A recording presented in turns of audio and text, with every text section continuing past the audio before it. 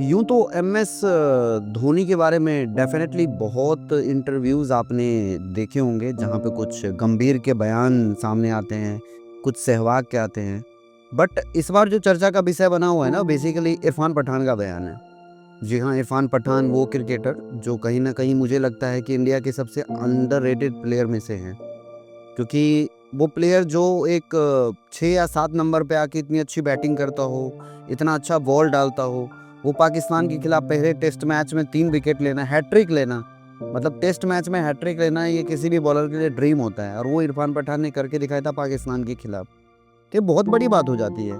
But इस बीच में जो अभी एक मुद्दा सामने आया है वो ये है कि जो स्पोर्ट्स तक के ओनर कह लो आप या एनालिसिस कर लो आप, जो विक्रांत गुप्ता है, उनके साथ एक इंटरव्यू वायरल हुआ इरफ़ान पठान का और उसमें इरफ़ान पठान ने बताया कि 2012 के बाद जब उन्हें ड्रॉप किया गया, तो धोनी ने बताया था कि इरफ़ान की जो बॉलिंग है वो इतनी अच्छी नहीं हो रही है। बट इरफ़ान पठान की बॉलिंग अच्छी थी, as per the Irfan Pathan. कि उनकी बॉलिंग बहुत अच्छी थी, अच्छा कर रहे थे। इवन उन्होंने धोनी से पूछा भी, तो उन्होंने बोला कि ऐसा तो कुछ भी नहीं है बट वो चीज़ें था। तो इरफ़ान पठान ने इस बीच में बोला कि भाई हम वैसे प्लेयर नहीं थे, जो हम क्रिकेटर के रूम में जाके उनके लिए हुक्का बनाएँ। तो मतलब इस चीज़ से ना मुझे ये समझ में नहीं आया कि क्या धोनी हुक्का पीते थे? मतलब ये जो चीज़ है वो बिल्कुल हैरान करने वाली बात है, बहुत बड़ा खुलासा है ये। क्योंकि धोनी एज़ अ कैप्टन हम हमेशा कैप्टन कूल कहते हैं, अच्छा बोलते हैं, वर्ल्ड कप दिलवाया है 2007 में, 2011 में, 2014 में चैंपियन ट्रॉफ़ी। तो मतलब कई सारे रिकॉर्ड है और महान कैप्टन की लिस्ट में है एमएस धोनी।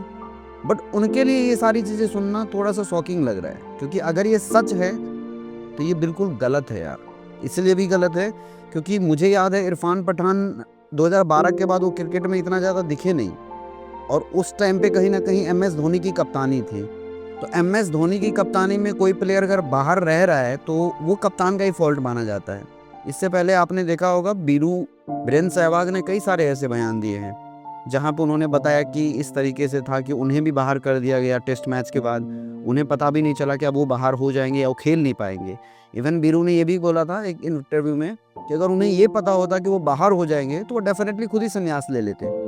उसके बाद आपने गंभीर के कई सारे बयान देखे होंगे। अभी रिसेंटली मैंने मनोज तिवारी के एक बयान देखे थे, जो मनोज तिवारी ने बोला था कि मैं धोनी से डेफ़िनेटली पूछूँगा कि जब मैंने शतक बनाया था, तो शतक के बाद मुझे ड्रॉप क्यों किया गया? एंड ये बिल्कुल फ़ेयर क्वेश्चन है, क्योंकि मनोज तिवारी वो एक मैच मुझे याद है जहाँ पे उन्होंने ना सेंचुरी बनाया था और उस सेंचुरी के बाद उन्हें ड्रॉप कर दिया गया। तो मतलब ये तो बिल्कुल अनफ़ेयर है किसी भी प्लेयर के साथ।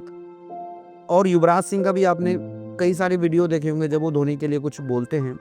तो ऐसा पहली बार नहीं हुआ है कि जो धोनी के लिए कोई प्लेयर ऐसे बोल रहे हैं। मतलब अगर इतने सारे प्लेयर बोल रहे हैं तो उसमें कुछ ना कुछ तो सच्चाई होगी।